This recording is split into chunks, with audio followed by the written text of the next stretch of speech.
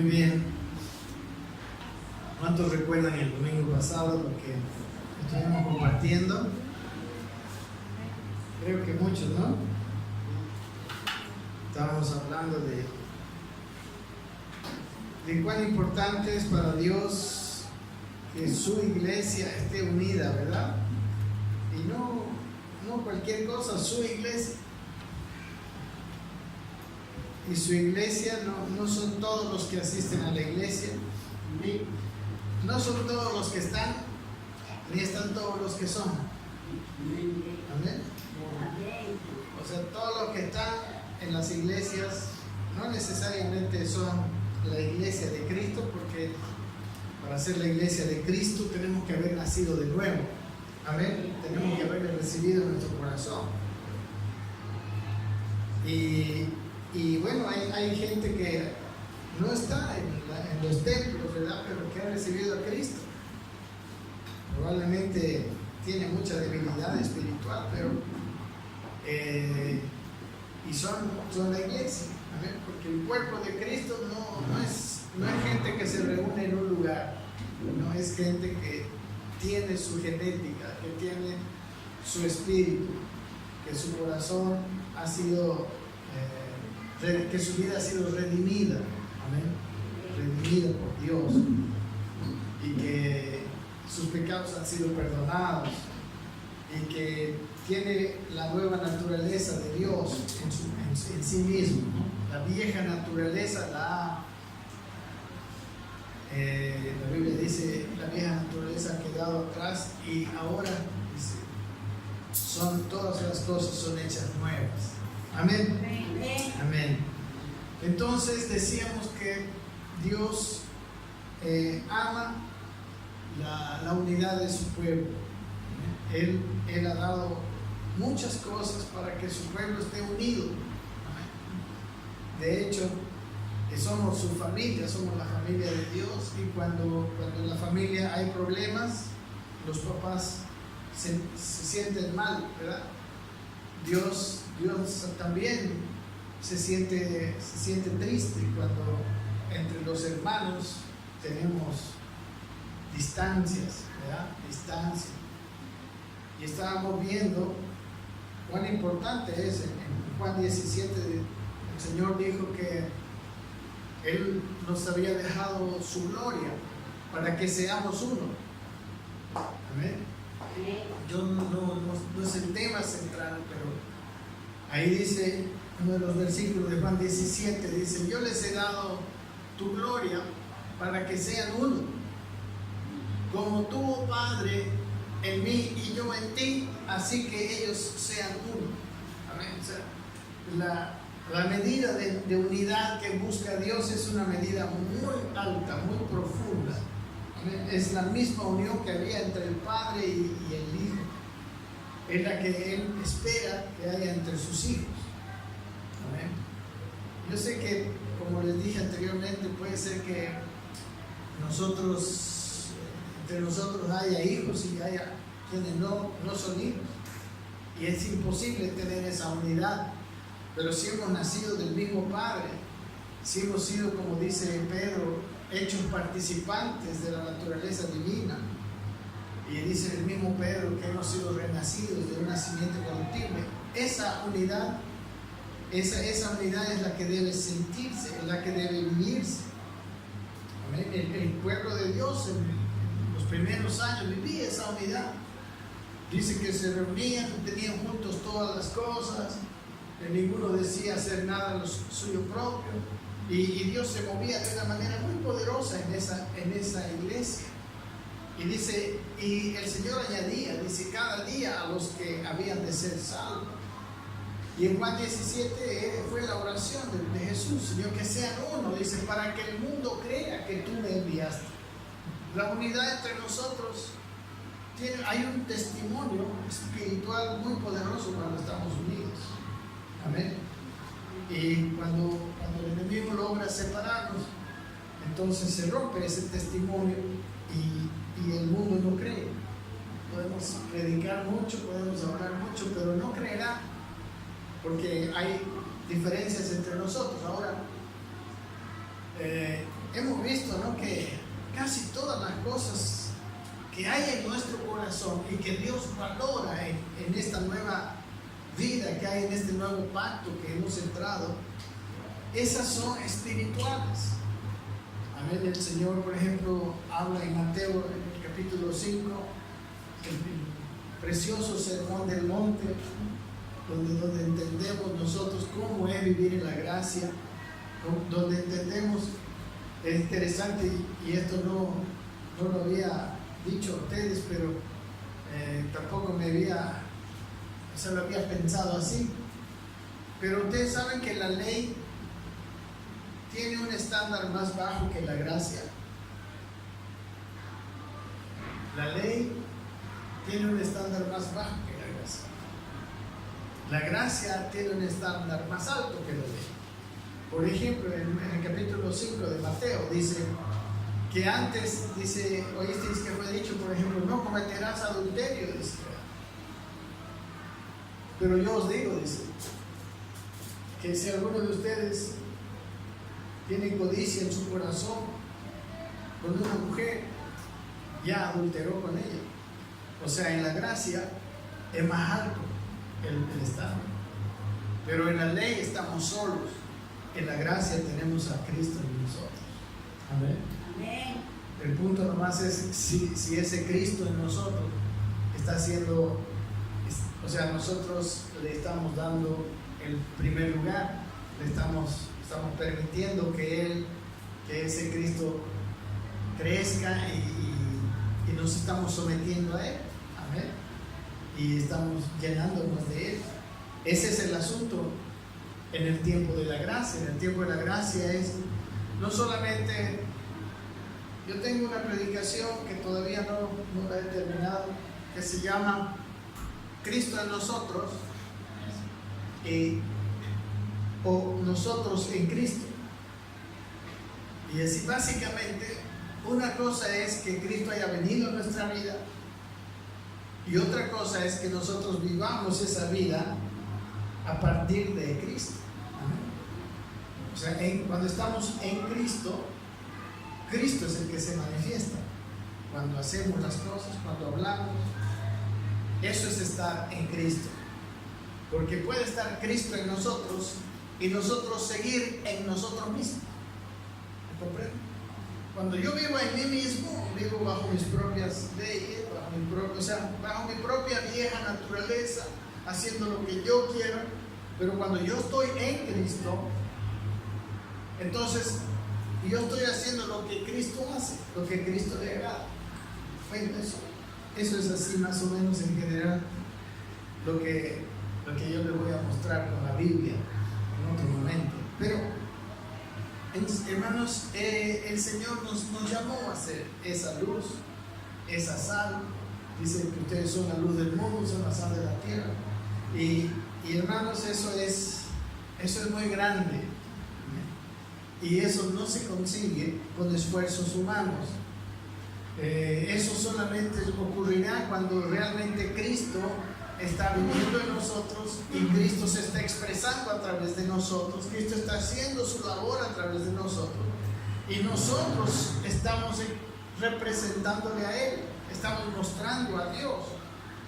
La expresión de Jesús cuando habló con Felipe y le dijo: el que me ha visto a mí, ha visto al Padre. Esa es la expresión que deberíamos llegar a tener nosotros. Pero para eso necesitamos crecer y madurar en Cristo. Amén. Porque puede estar Cristo en nosotros, pero nosotros no estar en Cristo. Amén. Y la mayoría de los cristianos vivimos así. Tenemos a Cristo, pero casi como un accesorio. Cuando Él quiere ser el centro y quiere ser nuestra vida, la fuente de nuestra vida y la fuente de toda nuestra expresión. Amén. Así que estar en Cristo, como les decía, tiene que ver con eso. Ahora, habíamos hablado, no sé por qué, saliendo un poco del tema, pero el domingo pasado habíamos hablado de que una de las cosas que nos dividen es que nosotros nos juzgamos unos a otros. ¿Se acuerdan? Y el Señor dijo: no juzguéis para no ser juzgados. porque con la medida con que ustedes miden van a ser medidos, ¿se acuerdan? Y dice, ¿cómo puedes tú decir a tu hermano, déjame sacar la paja de tu ojo cuando tienes una viga en el tuyo? Dice, ¿no? A ver, entonces cada vez que yo juzgo a alguien, tengo una viga en mi ojo. ¿Y cómo puedo pretender yo sacarle la paja del ojo de mi hermano? Yo sé que es un, ¿cómo se llama? No sé cómo se llama la figura del lenguaje, pero es una cosa imposible, ¿no? Pero nos dice que es imposible. ¿Cómo puedo? Primero no puedo tener ni siquiera una viga en mi ojo, ¿no? Pero si hacemos volar nuestra imaginación y aquí hay una viga, y yo queriendo ahí con esa viga sacar la paja del ojo de mi hermano, para empezar le voy a hacer mucho daño en su ojo, ¿verdad? Ustedes saben que el ojo es el lugar más delicado. Entonces, cada vez que usted tiene ganas de juzgar a otra persona, hágase esa idea. Usted está haciendo eso. Usted está haciendo algo ridículo. Usted está haciendo algo imposible. No podemos juzgar. Solamente veíamos el espiritual juzga todas las cosas. Eso dice en 1 Corintios capítulo 2. Porque el hombre espiritual, en primer lugar, escucha al Espíritu de Dios. Y el Espíritu de Dios es el único que conoce los corazones. Pero el espiritual, cuando juzga, no condena, porque el espiritual tiene el Espíritu de Cristo. El espiritual, cuando entiende, cuando juzga lo que hay en otra persona, él ama, y él, más bien, como dice la Biblia, va y ayuda a salir de su problema. Amén. Amén. Bien, entonces hemos dicho que necesitamos nosotros dejar de juzgar. Cada vez que juzgamos empezamos a tener problemas, de enojarnos, hay las divisiones, como sucedía tristemente en la iglesia de Corinto. La iglesia de Corinto era una iglesia muy grande, tenía muchos dones, pero era a los ojos de Dios y de Pablo, cuando escribe la carta, una iglesia carnal. Y a esa iglesia carnal no se le podía enseñar cosas profundas. Pablo les dice, cuando yo fui a ustedes, no les pude hablar como a espirituales, sino como a carnales, como a niños en Cristo. Les he dado de comer leche y no alimento sólido, porque ustedes son carnales. Porque hay entre ustedes contiendas, porque unos dicen yo soy de Pablo, otros dicen yo soy de Apolos, otros dicen yo soy de Pedro, y otros incluso dicen yo soy de Cristo. ¿Está dividido Cristo? Dice Pablo en la carta. ¿O acaso Pablo fue crucificado por ustedes? ¿O Apolos fue? ¿O Pedro? ¿Amén? Y habla de la unidad de la iglesia. Y cuando no hay unidad, entonces no hay. Amén. Entonces es interesante entender, y lo estábamos viendo, que no estamos capacitados para juzgar, no tenemos ni el sentir correcto suficiente para juzgar, y tenemos que perdonar todo el tiempo, porque todo el tiempo no somos perfectos. Amén. Todo el tiempo cometemos errores. Amén. Entonces, yo tenía algo más todavía para mostrar este día. El Señor, mis hermanos, nos ha dado todas las cosas de gracia, ¿verdad? ¿Cuántos recuerdan cómo fuimos perdonados? ¿Qué tuvimos que hacer para ser perdonados? Nada. Solo simplemente creer. Amén. Él cargó toda la consecuencia de nuestros pecados. Él cargó en Cristo, dice, el pecado de todos nosotros. Y él lo pagó. Entonces somos perdonados gratuitamente, dice la Biblia. Y todo lo que implica ese perdón, todo lo que implica la salvación, que es muy grande. Y no solamente es que nos vamos a ir al cielo, no solamente es que estamos ahora sin condenación, sino implica muchas cosas esa salvación tan grande, pero Dios nos la dio gratuitamente. Amén. Y es necesario que nosotros lo valoremos. Amén. Porque a veces valoramos más otras cosas. Yo me puedo separar de mi hermano simplemente porque me hizo una injusticia. Cuando Jesucristo sufrió toda la injusticia de nosotros sin haber cometido ni una, y fue a la cruz por nosotros. Amén. Y nos dio todo. Yo quería mostrarles algunas historias de gracia, o sea, hacerles ver cómo son las matemáticas de Dios, para que nosotros también tengamos cuidado, porque nosotros tenemos una justicia propia muy grande. Cada vez que pasa algo, siempre estamos viendo que se nos hizo una injusticia. Hasta en el matrimonio, ¿no? Pero lo que pasa es que ella no cumple su labor y yo soy el único que cumple. Y por el otro lado lo mismo, ¿no? Y estamos exigiendo el cumplimiento de parte del otro y andamos así, pero las matemáticas de la gracia no son así. Amén. Dios dice que de gracia hemos recibido y ahora nos toca dar de gracia. El crecimiento en la vida espiritual es una cuestión de gracia. Y las matemáticas del Señor son raras. Amén. Y Él actúa después de haber mandado a su Hijo. O sea, simplemente esto. Hay una justicia en el mundo, podemos decir. Cuando leemos en Gálatas capítulo 6 que todo lo que el hombre siembra, eso también cosecha, es una ley de justicia que hay en el mundo, ¿verdad? Y eso no va a cambiar, hermanos, eso no va a cambiar, eso sucede, eso existe. Por eso el hombre que peca siempre tendrá consecuencias, aunque el Señor lo perdone. El hombre que hace bien también tendrá buenas consecuencias, ¿verdad? Eso es una realidad. Y por eso precisamente tuvo que morir Cristo por nosotros. Pero ahora, cuando una persona ha entrado en la gracia, ha sido perdonado, entramos a una etapa diferente. Lo único que Dios exige de nosotros, Él no exige que nosotros paguemos nuestros pecados a Él. Amén. Esa justicia de ojo por ojo, diente por diente, no viene hacia nosotros porque ya cayó en Jesús. Yo quiero que ustedes me atiendan con mucha atención, porque esto es muy importante. En el momento en que nosotros entramos bajo la gracia y ya nuestros pecados son perdonados, hermanos, entramos en un sistema diferente. Entramos en un sistema que se llama el sistema de la gracia. Y en ese sistema de la gracia, lo que Dios quiere para nosotros, lo que Dios quiere con nosotros, es que así como Él nos ha dado esa gracia, nosotros también demos. Y Dios mismo, en Cristo, se comporta de una manera muy, ¿cómo podemos decir? Muy rara.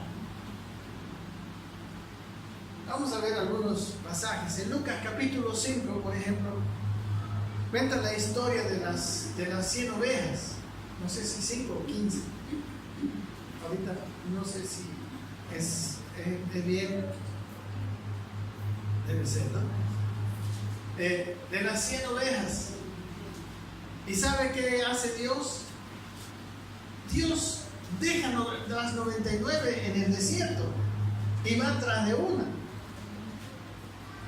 Y nosotros podríamos decir, ¿por qué no decimos nosotros la iglesia de las 99 abandonadas?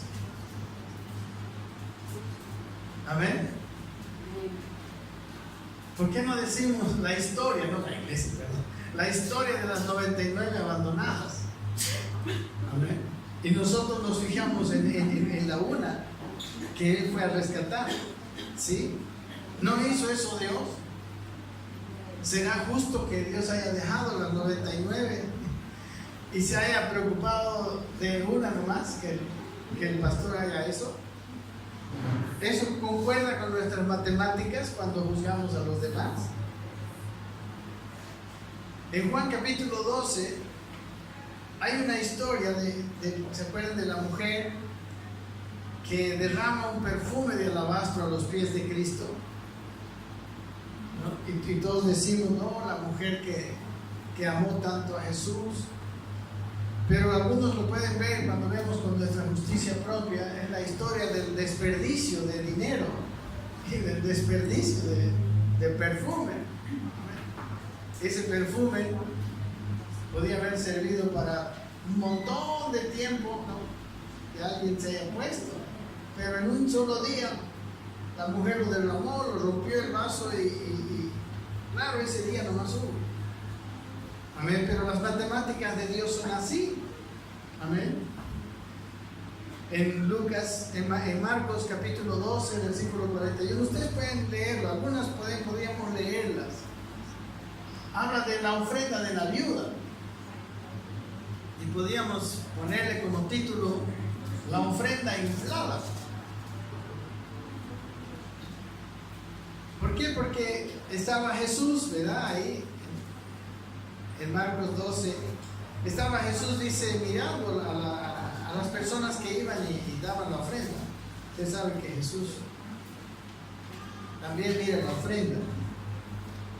Y dice que la miró a una viuda.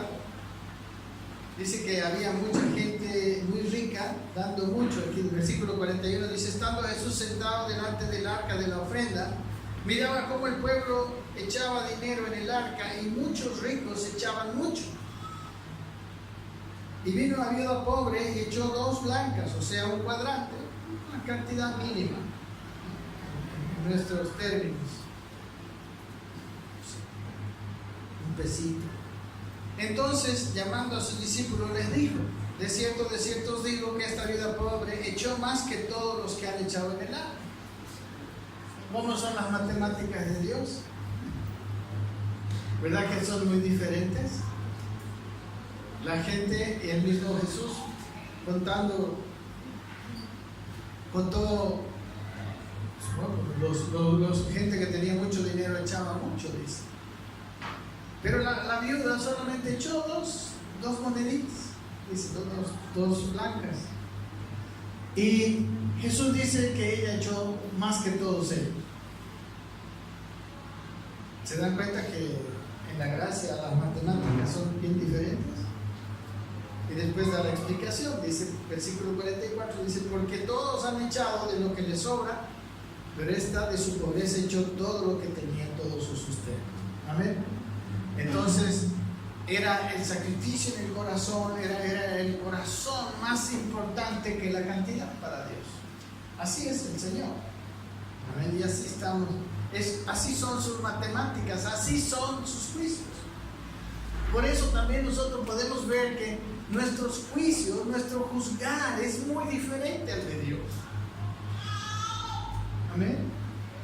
Para Dios, ella echó mucho más que todo. Para nosotros, los que miramos naturalmente, ella echó lo más, era la que menos echó. Amén. Por eso, nuestro juicio no es como el juicio de Dios. Por eso no estamos calificados. Por eso dice el Señor, no juzguéis. Amén. No juzguéis, para no ser juzgados.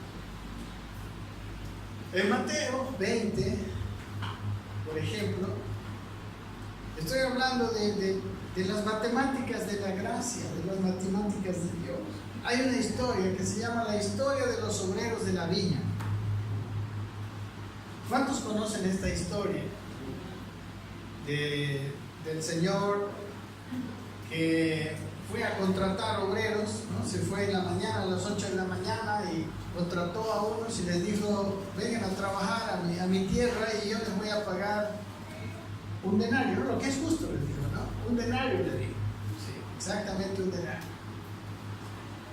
Y después se fue creo que a las 12 del mediodía, varias veces en el día él va y contrata nuevos obreros y les dice, vengan a trabajar a mi tierra y yo les voy a pagar lo que es justo. Amén. Y después a las 3 de la tarde, y ya a las 5 de la tarde, otra vez va y contrata a otros obreros más y también les dice, vayan a trabajar a mi viña, yo les voy a pagar lo que es justo. Amén. Y a las 6 de la tarde, a la hora que termine el trabajo, el Señor manda a su mayordomo y le dice, págales a todos un denario. Y empieza por los últimos, ¿verdad? Empieza por los que han trabajado, los que han venido a trabajar a las 5 de la tarde. A ver, ¿es justo? ¿Verdad que no es justo? Y miren cómo reaccionaron. Aquí está en Mateo 20, si usted tiene ahí. Dice,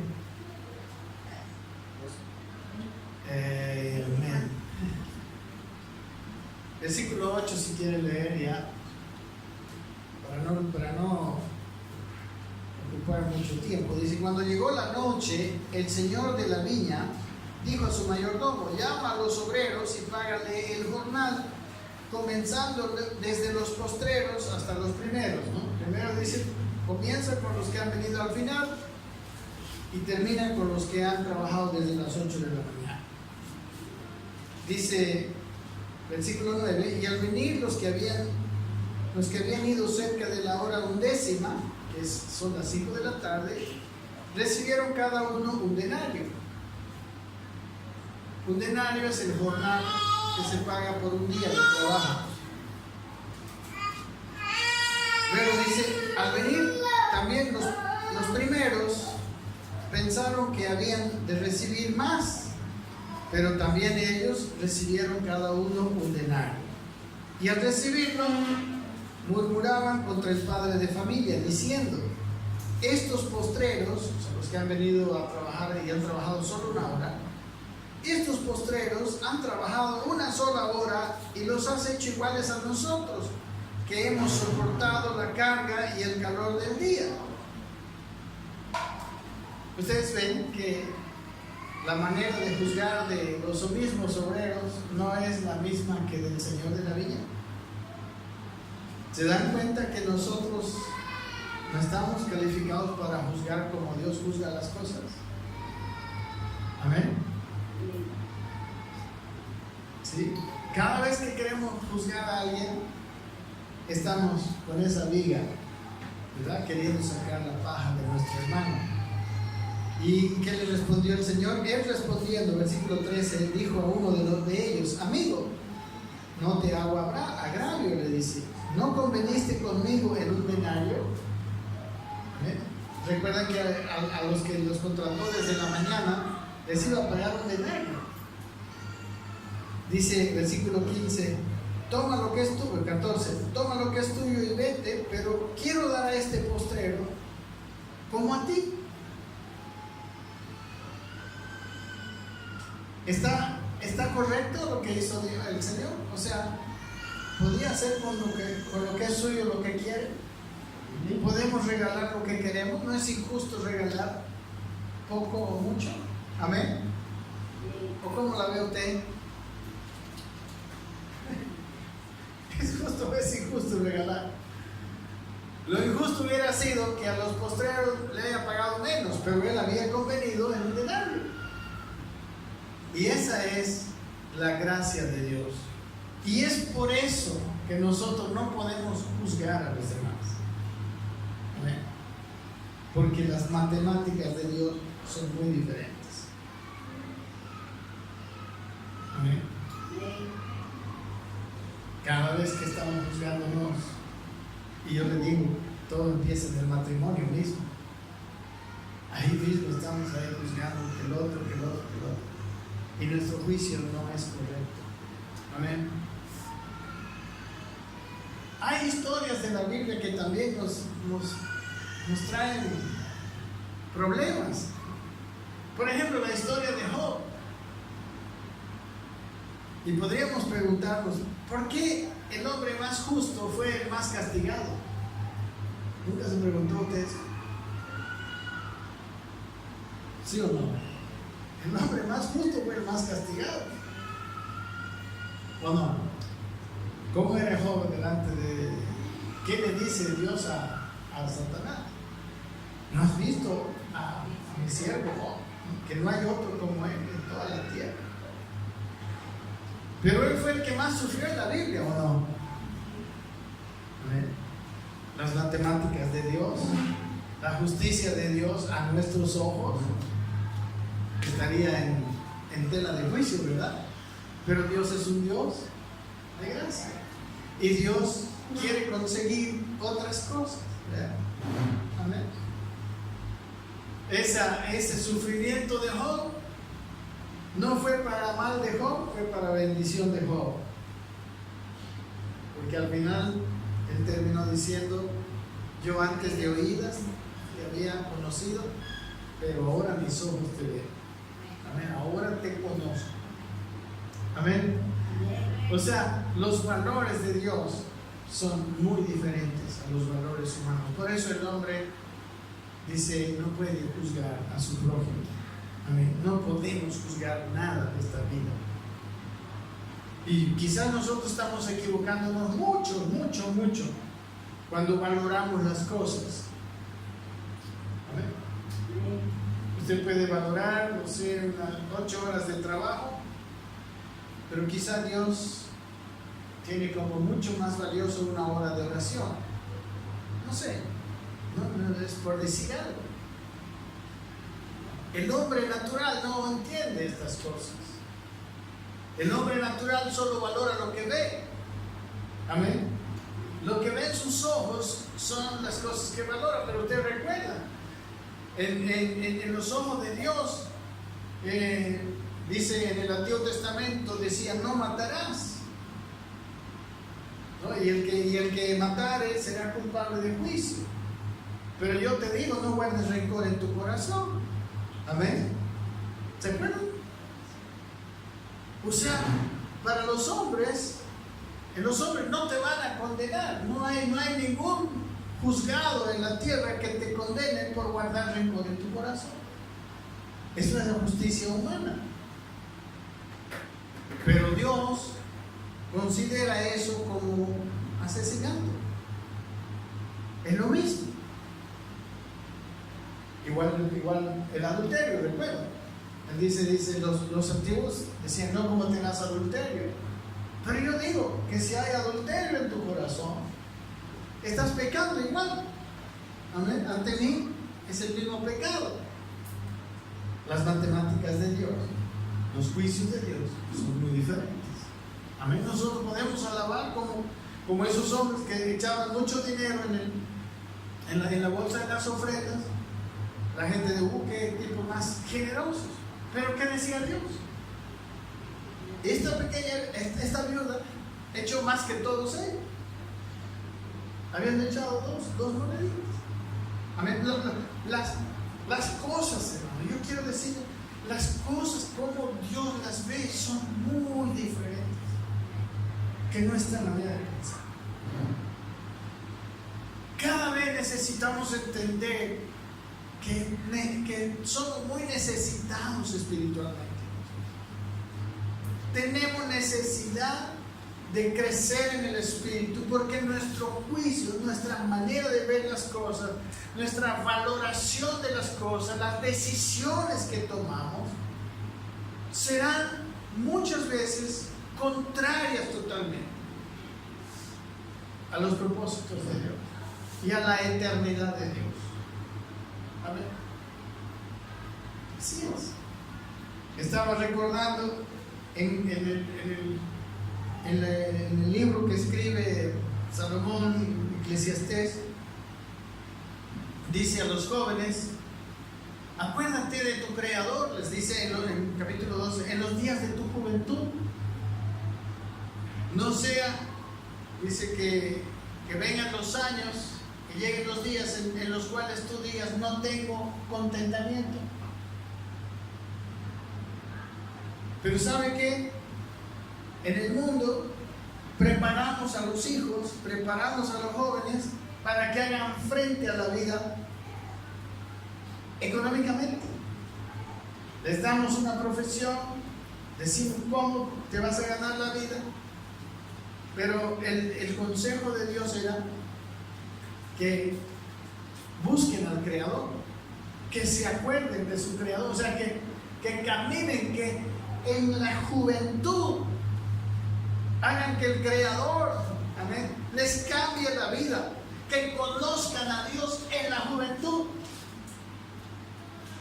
Porque la gente piensa, cuando yo sea viejito, ¿de dónde voy a tener mi sustento? Por eso hago plata durante mi juventud.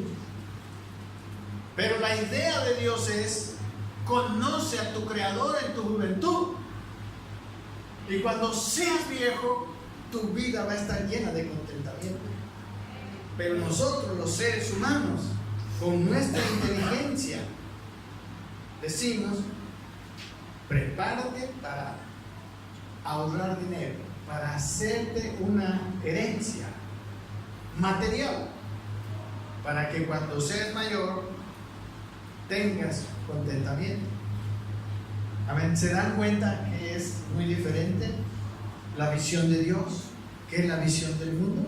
La visión de todos, muchos de nosotros, quizás también. Amén. Hay más. Jacob. ¿Cuántos conocen quién era Jacob? ¿No? Bueno, ¿cómo era su vida? Amén. Y la historia de Jacob se llamaría ¿cómo premiar a un engañador? ¿Cómo Dios premia a Jacob? Amén. Porque Jacob llega a ser Israel, ¿verdad? El patriarca, el padre del pueblo de Dios. El pueblo de Dios tiene el nombre de él. Y él era el engañador. Él le robó a su propio hermano 2 veces. Amén. ¿Me entiende? ¿Cómo ve Dios las cosas? Dios ve las cosas. ¿Sabe también? Esto nos va a ayudar en el tema que ahora estamos terminando. Muchas veces nosotros juzgamos a una persona y sabe que a veces estamos resentidos por esa persona o ya la hemos apartado, quizás hemos dicho como sabemos decir nosotros, no, yo ya le perdoné. Es más, vamos y le decimos, me perdonaron, hermano, listo, ya, unas palmaditas en su hombro, ya hice todo lo que tenía que hacer.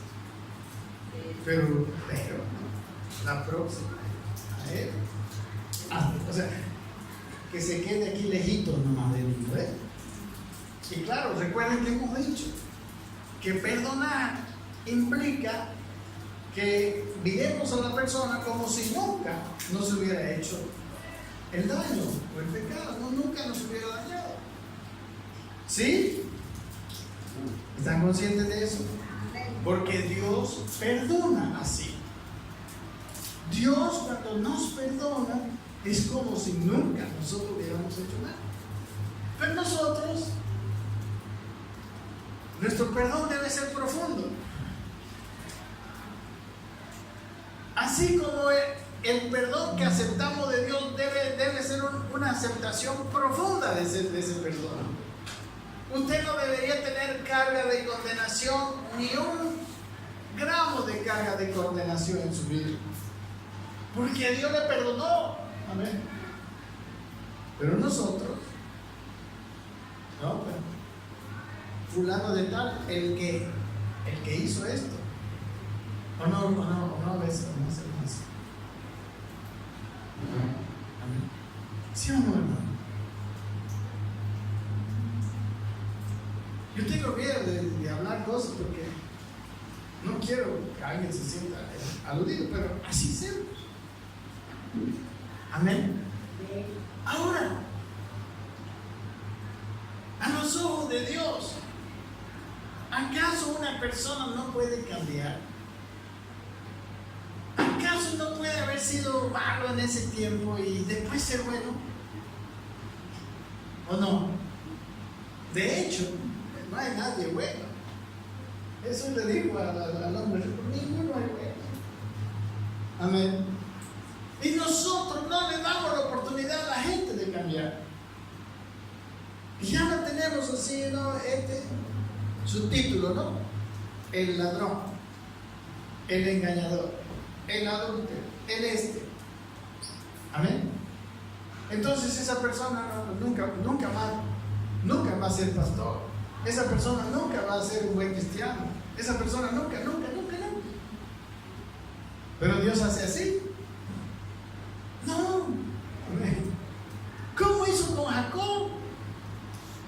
El príncipe del pueblo de Israel, el que lucha con Dios. Ahora, antes era el engañador, el que le robó la primogenitura, el que le robó la bendición a su propio hermano.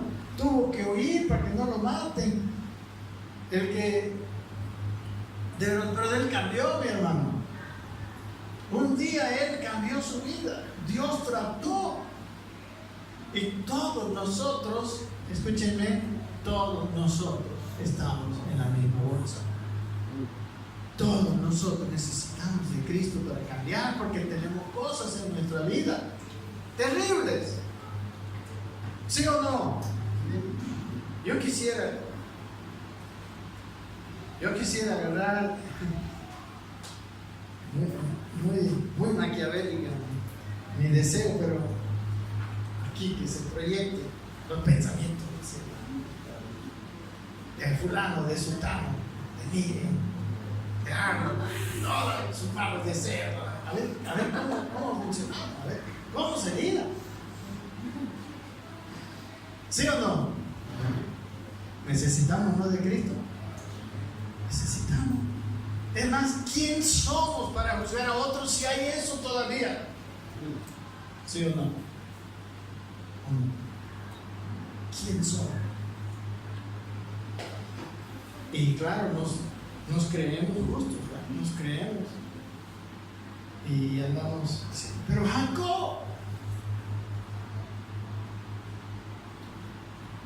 su historia nos muestra cómo actúa Dios.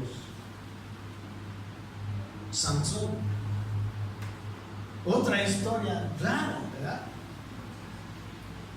Sansón, hermano, nunca en la Biblia hubo otro hombre que tenía la fuerza de Sansón. A nadie más se le fue dado esa capacidad, esa fuerza de... Pero a Sansón, ¿por qué tantos dones a un enamoradizo, transgresor, falto de voluntad? Sansón era un pecadorazo, ¿verdad? En todo. ¿Sí o no? ¿Cómo fue que a ese se le fue dado todos esos dones que tenía?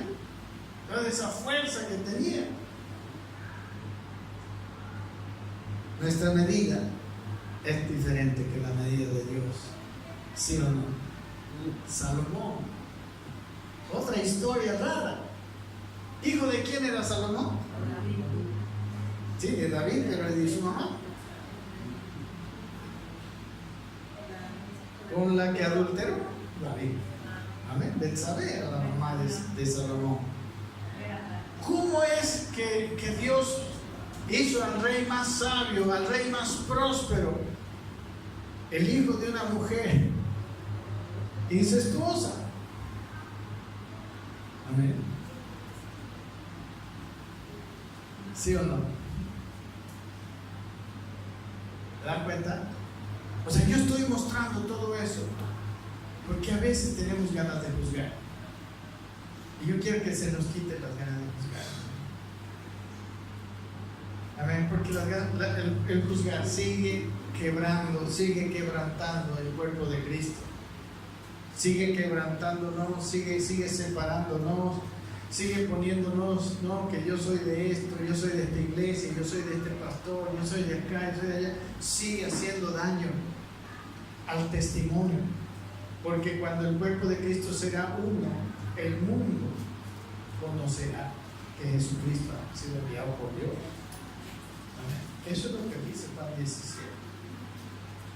Y no hay tanto poder, no se ha visto el poder de una iglesia unida. Se ha visto en los primeros días de la iglesia. Usted puede leer en Hechos capítulo 2, capítulo 4. ¿Y cómo era esa iglesia? Todos eran un corazón y un alma, dice. Tenían en común todas las cosas. Vivían juntos con alegría y sencillez de corazón. Compartían todos los días el pan en las casas, alabando. Y el Señor añadía cada día a los que había de ser salvos. Amén. O sea, la vida de ellos era una vida de gente unida. De gente que valoraba más su salvación que otras cosas de la vida. Amén. Usted veía esa iglesia, y claro, había las sanidades. Pedro venía, dice que venían de las ciudades vecinas los enfermos, para que al pasar Pedro, al menos su sombra le diera a esos enfermos y eran sanados. O sea, esa unidad que había en esa iglesia era tan poderosa. Y el Señor lo dijo, ¿verdad? Él dijo, el mundo crea para que ustedes sean uno. Claro, como yo y tú somos uno, le dijo al Padre. Esa unidad no es una unidad que se puede conseguir con nuestros esfuerzos. Nosotros podríamos juntar a los cristianos, pero eso no es unidad. A veces estamos juntos y estamos más desunidos, ¿verdad? Pero qué lindo, como dice la Biblia. Usted lea el libro de los Hechos. Todos ellos eran un corazón y un alma.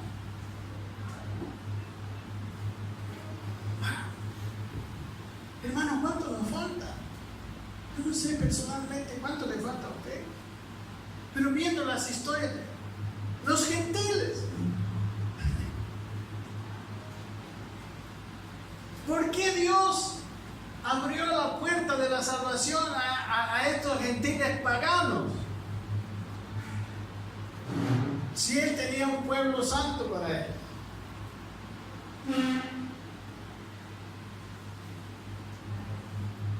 ¿Cómo están?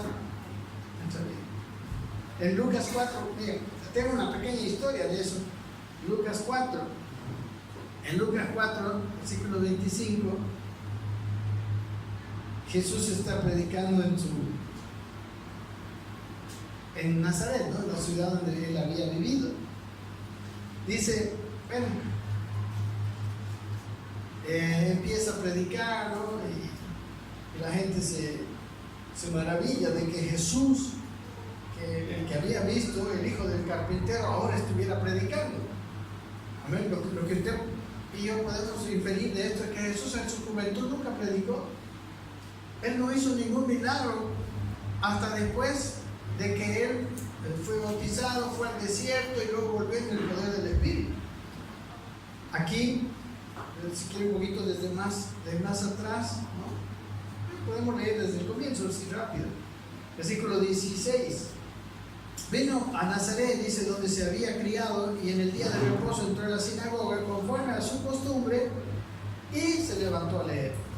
Y se le dio el libro del profeta Isaías, y habiendo abierto el libro, halló el lugar donde estaba escrito, dice, no, el Espíritu del Señor está sobre mí, por cuanto me ha ungido para dar buenas nuevas a los pobres, me ha enviado a sanar a los quebrantados de corazón, a pregonar libertad a los cautivos y vista a los ciegos, a poner en libertad a los oprimidos, a predicar el año agradable del Señor.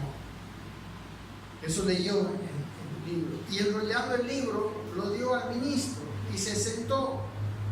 Y los ojos de todos en la sinagoga estaban fijos en él. Y comenzó a decirles, hoy se ha cumplido esta escritura delante de vosotros.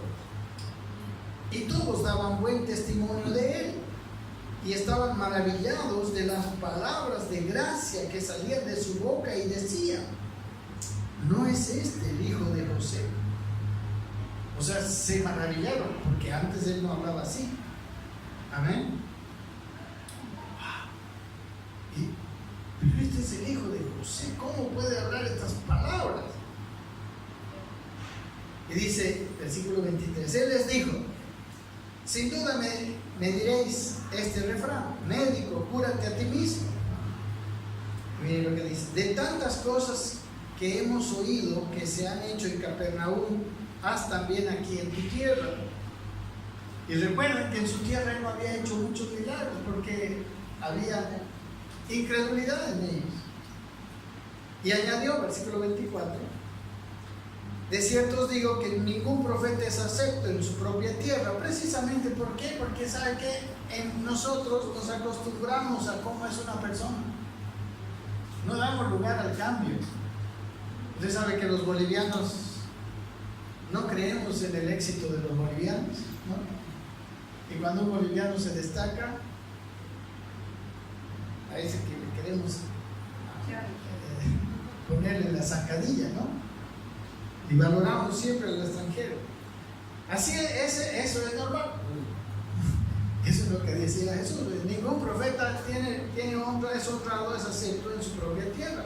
Versículo 25, aquí está lo que quiero mostrar. Y en verdad os digo que muchas viudas, dice, había en Israel en los días de Elías, cuando el cielo fue cerrado por 3 años y 6 meses y hubo una gran hambre en toda la tierra, pero a ninguna de ellas, una de esas viudas, fue enviado Elías, sino una viuda en Sarepta de Sidón. Dios tenía todo su pueblo, que era su pueblo, que él había constituido, pero ¿a quién le multiplicó la comida y lo mandó a Elías? A una viuda que no era judía, que no era israelita, sino que vivía en la ciudad de Sarepta, en un país incluso enemigo, en Sidón. A ver, ¿cómo actúa Dios? Raro, ¿no? Así, raro para nuestra mente, pero en el espíritu.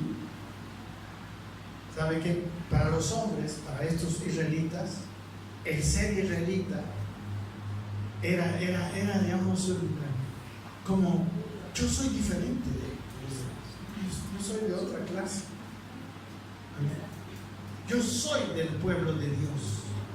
Algunos de nosotros: yo soy evangélico, así eran ellos. Pero Dios, ¿qué mira? Lo mira el corazón. Y no importó, y a ni una viuda de su pueblo, a ninguna viuda lo mandó a Elías, sino a esta viuda, la ciudad de Sarepta. Sigamos. Dice el versículo 27: y muchos leprosos había en Israel el tiempo del profeta Eliseo, pero ninguno de ellos fue limpiado, sino Naamán, el sirio. Amén. Miren qué paradoja. Naamán, que era un capitán de los sirios, y en el tiempo de Eliseo los sirios entraban a Israel y los saqueaban siempre. Y Naamán era uno de los generales importantes, pero tenía el problema de que era leproso. Amén. ¿Y a quién sanó? Esa es la pregunta de Jesús: ¿a quién sanó Dios? ¿A los leprosos de su pueblo? No. Él sanó a un general enemigo, que después en la historia, si ustedes leen la historia, se ve el corazón de ese general. Amén. ¿Qué culpa tuvo el general Naamán de haber nacido ahí, de haber nacido en eso? No sabemos eso, nosotros no sabemos, hermano. Pero era un hombre con un corazón diferente. Era un hombre noble. Claro, enemigo para nosotros. ¿Cuánta gente hay así y nosotros le estamos juzgando? ¿Cuánta gente equivocada en sus conceptos, pero de corazón agradable a los ojos de Dios? No podemos juzgar. Amén. Y sabe, miren, siguiendo la historia, versículo 28. Al oír estas cosas, todos en la sinagoga se llenaron de ira. Miren, pero los hermanitos en la sinagoga se llenaron de ira contra Jesús por contar cómo hacía su Padre Celestial. Hasta los hermanitos de la sinagoga pueden estar en contra de Dios porque no son espirituales, porque miran con ojos humanos las cosas, porque juzgan con un juicio humano. Y miren lo que hicieron, versículo 29, y levantándose, le echaron fuera de la ciudad y le llevaron hasta la cumbre del monte sobre el cual estaba edificada la ciudad de ellos para despeñarle a Jesús. Ni le reconocieron, ni le entendieron, y se llenaron de ira porque él les predicó un mensaje de la palabra del Señor. Amén. Y porque se creían los tipos de la película. Amén. ¿Cuántos de nosotros no creemos los tipos de la película a los ojos de Dios? Y quizás no somos. Amén. Yo me incluyo. ¿Cuántos? Es más, yo conozco personas que piensan que Dios le debe algo. ¿A quién le debe Dios? ¿A quién de usted le debe? Perdóneme, Dios nos dio la salvación. Dios nos dio la salvación.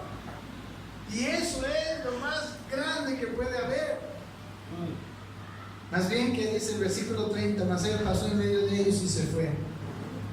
No lo tiraron de allá del monte, no lo despeñaron a Jesús. Amén. ¿Quiénes? Sus hermanitos cristianos. Así son las matemáticas de Dios. Un día, en Lucas capítulo 9, hay otra historia, donde se estaban peleando entre los apóstoles. Los apóstoles también eran medio carnavalitos. Los apóstoles estaban peleando y se estaban peleando a ver quién era el principal, quién era el más grande. ¿Y qué les dice el Señor? Bueno, leamos un poquito. Él dijo que el que es mayor que ellos es el más pequeño. El menor es el mayor para Dios. Así que nuestra mente no puede ser juzgadora, porque nuestro entendimiento es muy diferente de Dios. Bueno, hay gente, a Pablo, si ustedes, digamos, leen profundamente las dos cartas a los Corintios,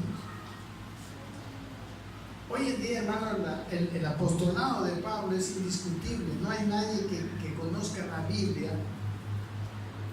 que no reconozca a Pablo como el teólogo del Nuevo Testamento por excelencia. Pero en ese tiempo, los corintios lo menospreciaban a Pablo. Los corintios lo tenían como nada a Pablo. Lea las dos cartas. Y yo, si hay tiempo, no sé si habrá tiempo, pero ustedes lean. ¿Se acuerdan? El domingo pasado antepasado, empezamos leyendo, ¿qué era? 1 Corintios 4, cuando dice que nosotros somos administradores de los misterios de Dios, ¿se acuerdan? En ese mismo capítulo, si usted sigue leyendo más adelante, se ve cómo los corintios consideraban a Pablo. Siga leyendo, pero ahorita no. Amén. Lea ahí en ese mismo capítulo 4. Recuerden que nosotros somos administradores de tantas cosas, ¿no? Recuerden. Amén. Nosotros no estamos valorando esos misterios. Esos misterios que hicieron tantas cosas. Bueno, ya está el video para los que quieren volver a escucharlo, esa prédica. Amén. Pero para Dios aquí, el más grande es el más pequeño. Amén. En Lucas 15, versículo 11 al 32, está la historia del hijo pródigo. ¿Cuántos conocen? Eso sí que conocen todo, ¿verdad? ¿Por qué el hijo más pecador es al que se le hace fiesta, es el más bendecido? ¿No es injusto Dios? Para nosotros sí, ¿verdad? Para el hijo mayor también. ¿Recuerdan? El hijo mayor. Amén. ¿Por qué le haces fiesta? Yo todo el tiempo he estado contigo, le dice, ¿verdad? El hijo mayor, conocen la historia. Pero el padre mató el becerro gordo, le puso anillo, tanta cosa. ¿A quién? Al pecador salvo que lo dejó. Amén. Que se fue, se gastó su plata. Oh, Dios, medio injusto, Dios. Gracias a Dios que Dios no nos pregunta, ¿no?, a nosotros cómo juzgar, porque media escritura no estuviera escrita. Amén. Bueno, ¿se acuerdan cuando los apóstoles estaban por ir? Solamente les recuerdo, está en Lucas capítulo 9, cuando iban a ir Jesús y los apóstoles iban a ir a Jerusalén, pero les era necesario pasar por una ciudad de los samaritanos. Y los samaritanos no lo quieren recibir. Jesús manda a dos para ver si los reciben y no lo quieren recibir. Y los apóstoles, Pedro, Juan y Jacobo, Señor, le dicen, ¿no? Si tú quieres, podemos mandar que caiga fuego del cielo. Aquí está, ¿dónde está?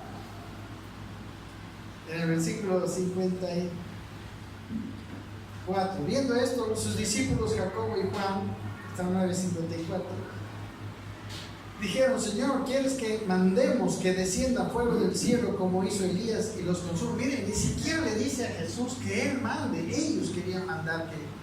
Miren cómo venían los dones para ellos, ¿no?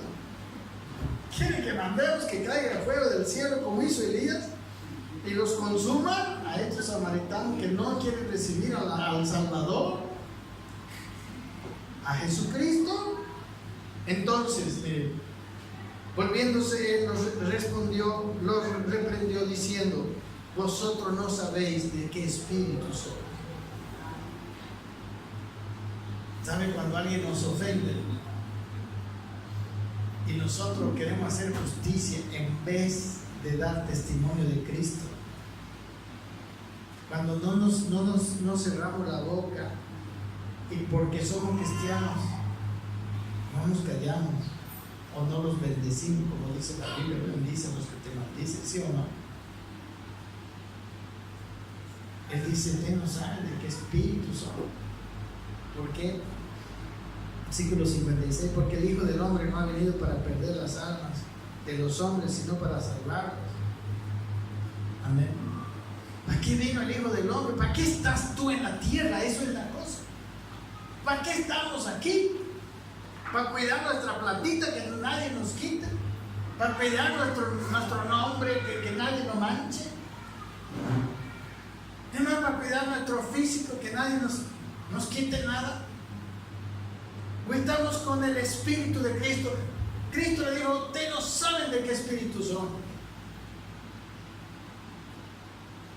Hermano, Dios la salvación la valora muchísimo, porque es por la eternidad. La salvación es maravillosa, es para ahora y para siempre. ¿Qué una afrenta de los samaritanos que no pase Jesús?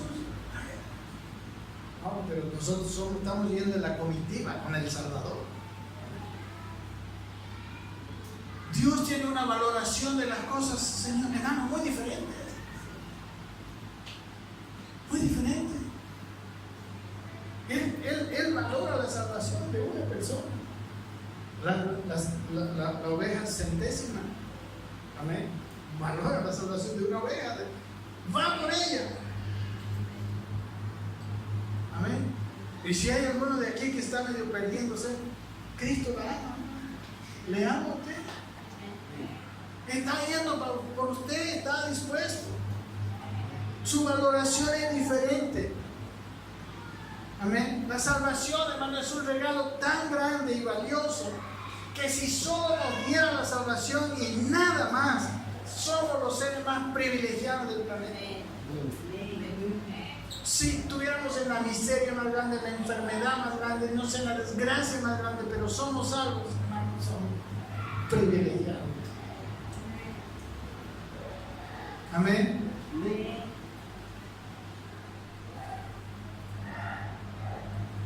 Y Dios así funciona. Aquí, en esto de los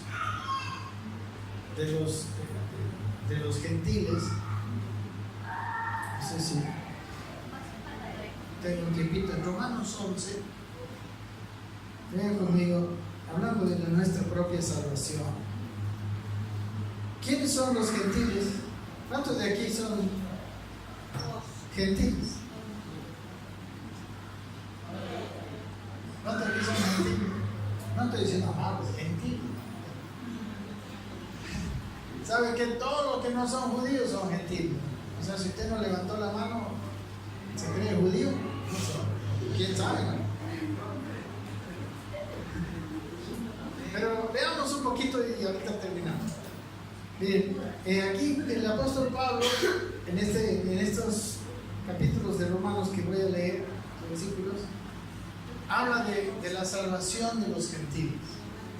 Miren cómo fuimos nosotros salvados. Amén, porque nosotros fuimos salvados por encima de su propio pueblo. Dice versículo 1, un segundo. ¿Ha desechado Dios a su pueblo? Dice. En ninguna manera, dice, porque también yo soy israelita, de la descendencia de Abraham, de la tribu de Benjamín. No ha desechado Dios a su pueblo, al cual desde antes conocimos. Parecía que hubiera desechado a su pueblo, pero no. ¿O no sabéis qué dice Elías en la Escritura? ¿Cómo invoca a Dios contra Israel diciendo, Elías, Señor, a tus profetas han dado muerte y tus altares han derribado y solo yo he quedado y procuran matarme? Ahí estaba deprimido Elías. Pero, dice el versículo 4, ¿qué le dice la divina respuesta? ¿Qué le dijo Dios? Me he reservado 7,000 hombres que no han doblado la rodilla delante de Baal. Así también, aún en este tiempo, dice, ha quedado un remanente escogido por gracia entre los judíos, ahí en la iglesia. Y si por gracia, ya no es por obras. De otra manera, la gracia no es gracia. Y si por obras ya no es gracia, de otra manera la obra ya no es obra. El Señor tiene, así como en la historia de la tribu, eligió pues a algunos para bendecirlos, mi hermano, por gracia. Y yo quiero preguntarte a ti, si tú eres cristiano, ¿cómo te eligió Dios? O sea, ¿qué mejorcito que los demás eras? ¿No? O sea, bueno, a mí me eligió porque yo era un poco más bueno que la gente.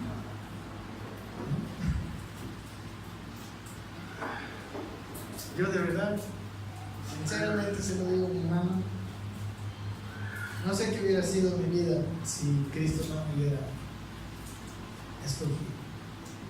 Sinceramente yo creo que estuviera ahorita en una cárcel, así se lo digo, conociéndome quién yo era. Gracias a Dios, creo, porque ya el Señor ha venido y está llenado de cosas. Pero yo era, no me escogió a mí por mis dotes maravillosos, porque era tan generoso que yo era. Él me amó por gracia. Así, por gracia. Yo soy de los de la 11ª hora que recibió la salvación, trabajando un poquito, casi sin trabajar. Amén. Y todavía sigo viviendo con tanta alegría y con tanto gozo. Miren lo que dice aquí, amén. Él dice que a Israel también lo ha escogido. Versículo 25, vamos al 25. Porque no quiero, miren lo que nos dice a nosotros, y les está diciendo a los romanos, pero está hablándole a la iglesia gentil. Porque no quiero, hermanos, dice, que ignoréis este misterio para que no seáis arrogantes en cuanto a vosotros mismos. Amén. Cuando usted piensa, antes, más bien ahora no, pero antes había un aborrecimiento contra Israel.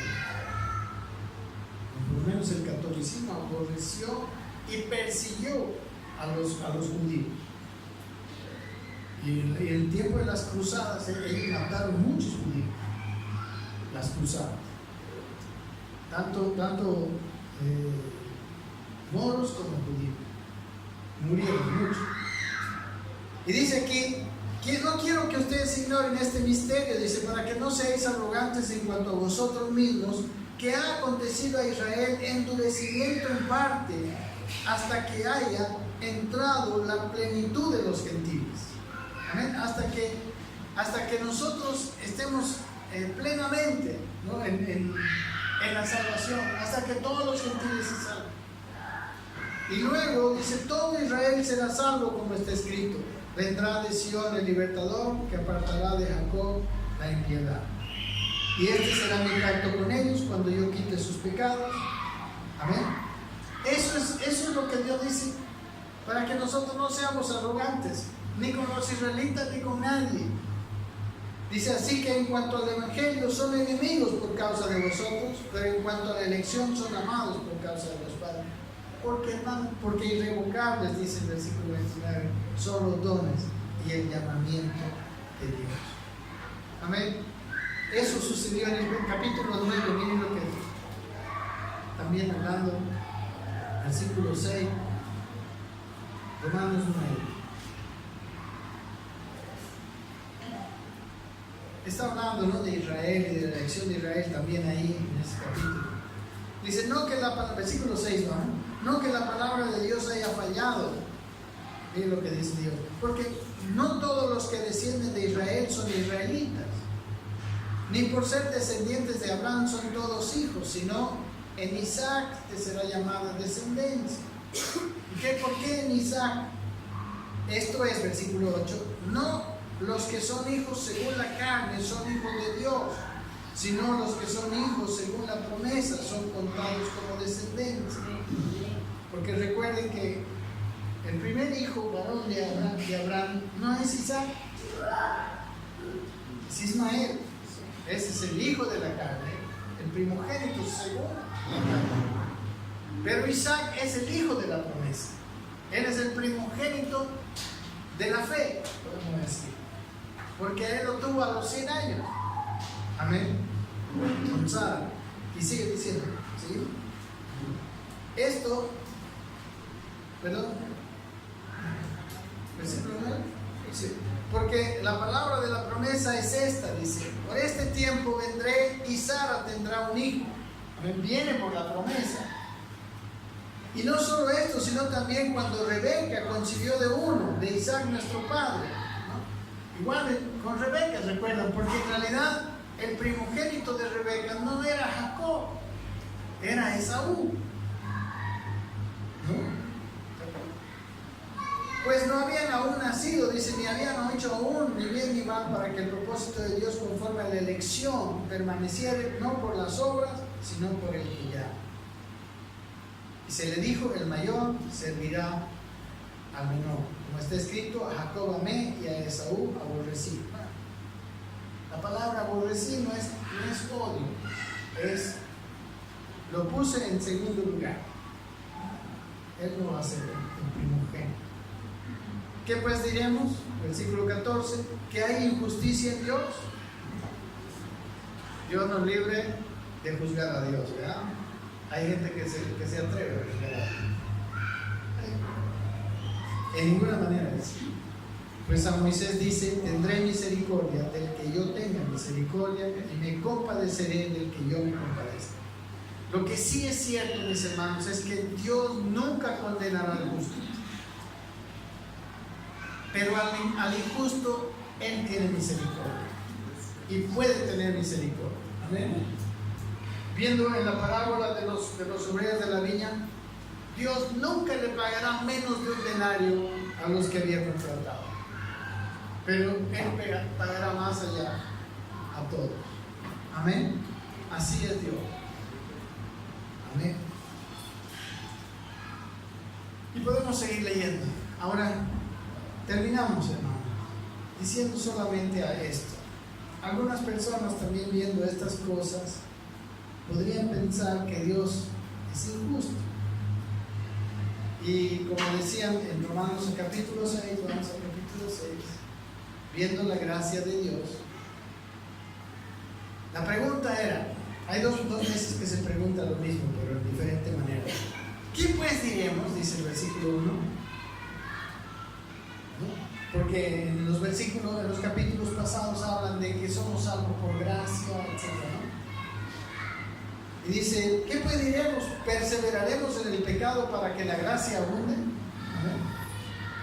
Después de haber sido salvados, bueno, pues sigamos pecando, ya que Dios es un Dios de gracia, ya que Dios va por la número 99, ya que Dios premió al hijo injusto, ¿verdad? Al hijo despilfarrador. La pregunta viene, ¿no? ¿Será que perseveraremos en el pecado para que la gracia abunde? Esa era la pregunta. ¿Y cuál es la respuesta? Versículo siguiente. En ninguna manera. ¿Por qué? Dice, porque los que han muerto al pecado, ¿cómo viviremos aún en él? Porque si hemos recibido su gracia, ¿por qué volver atrás? ¿O será más lindo volver atrás? Hay mucha gente que piensa que quisiera darse una escapadita, ¿no? A la vida vieja. Especialmente cuando hay alguien que le molesta mucho, ¿no? ¿Cómo dice algunos? Voy a bajar de la cruz, le dice, ¿no? Cuidado, no me sigas provocando. Voy a bajar de la cruz, dice.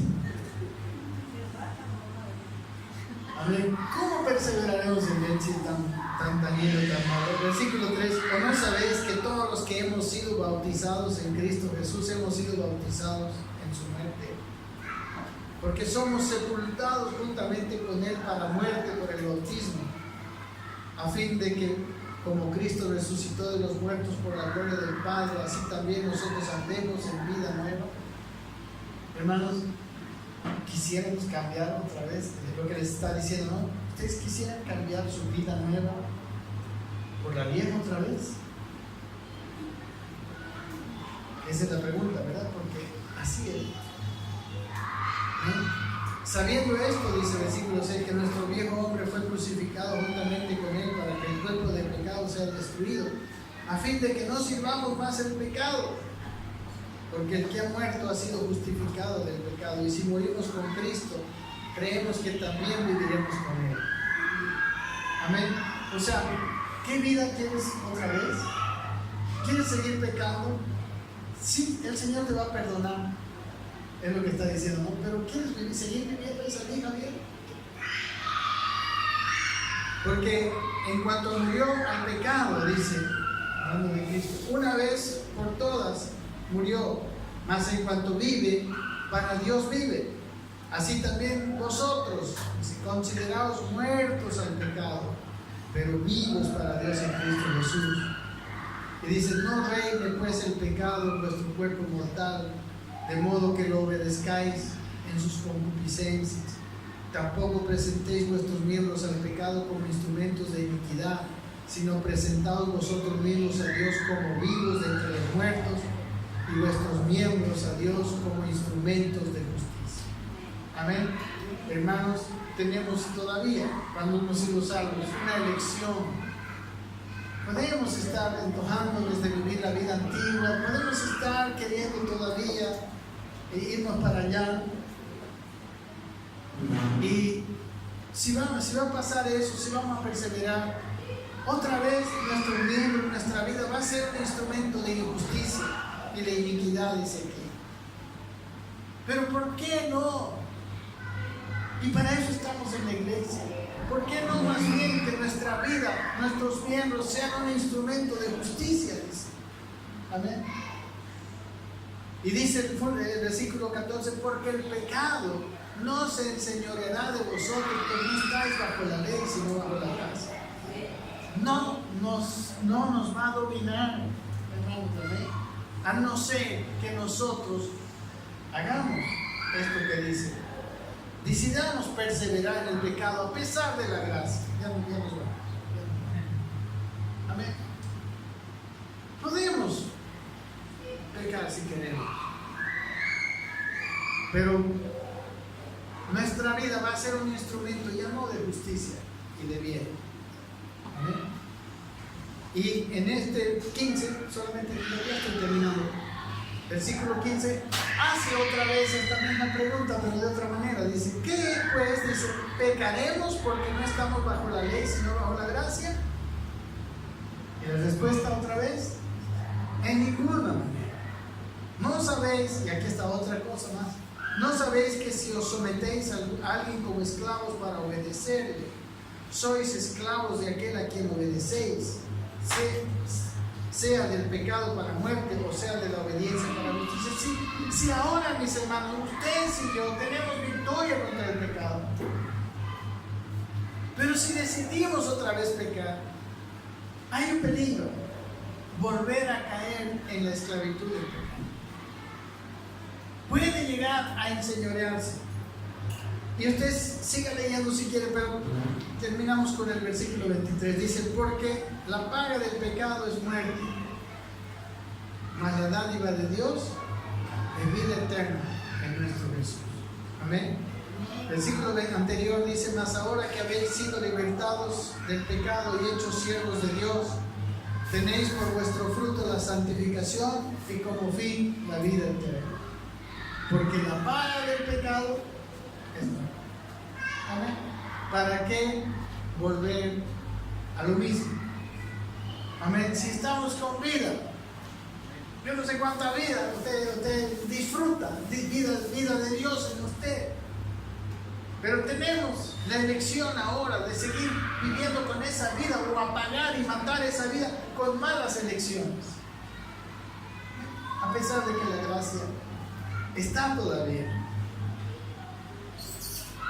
Pero si nosotros decidimos usar nuestra vida para el pecado, ¿qué va a pasar con nosotros según esta segunda parte?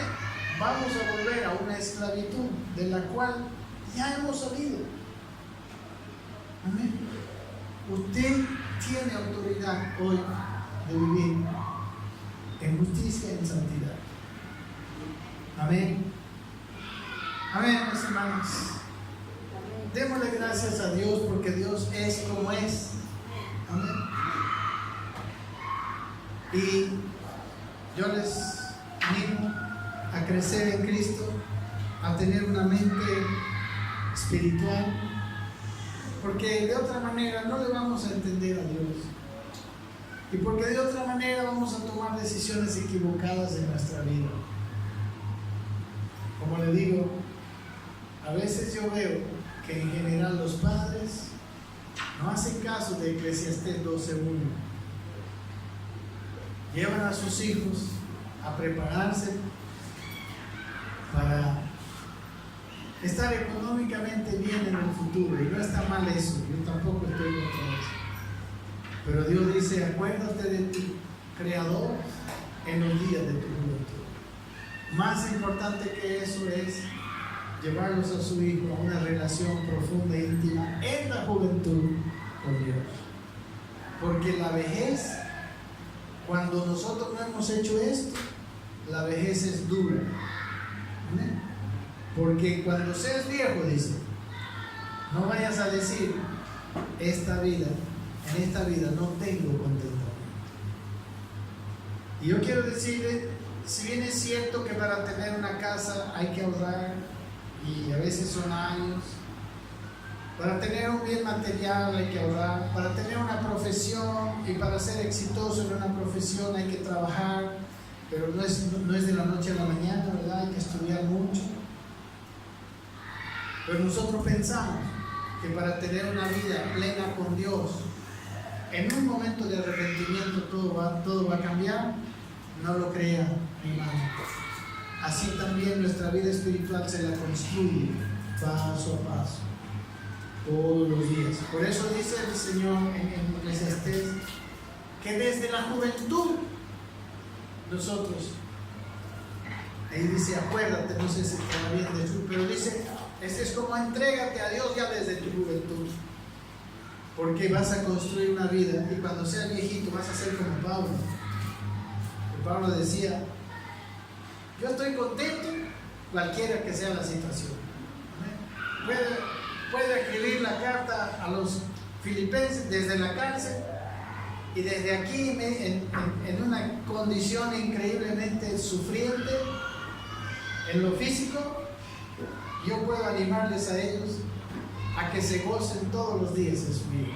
Amén. Tú puedes tener gozo en tu corazón.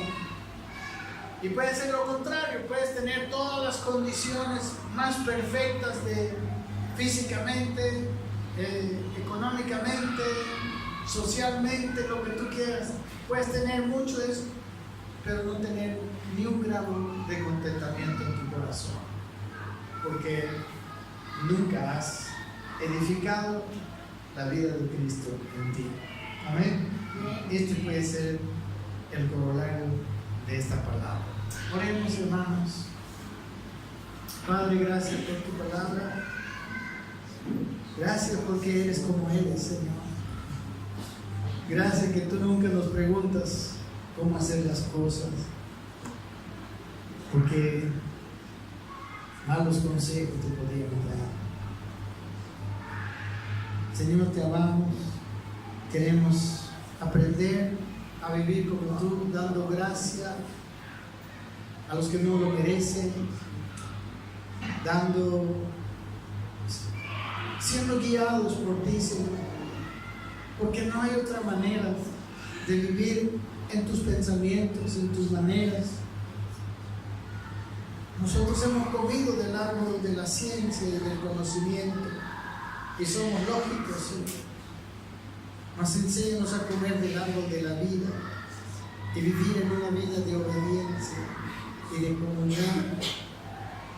Enséñanos a poner tu yugo sobre nosotros y aprender de ti que eres manso y humilde de corazón. Y enséñanos a vivir en esta vida y a construir, Señor, esa vida de Cristo, ayudar al Padre a que Cristo sea totalmente formado en nuestras vidas, para que en un momento dado podamos nosotros ser ese reflejo de Cristo al mundo que no te puede ver.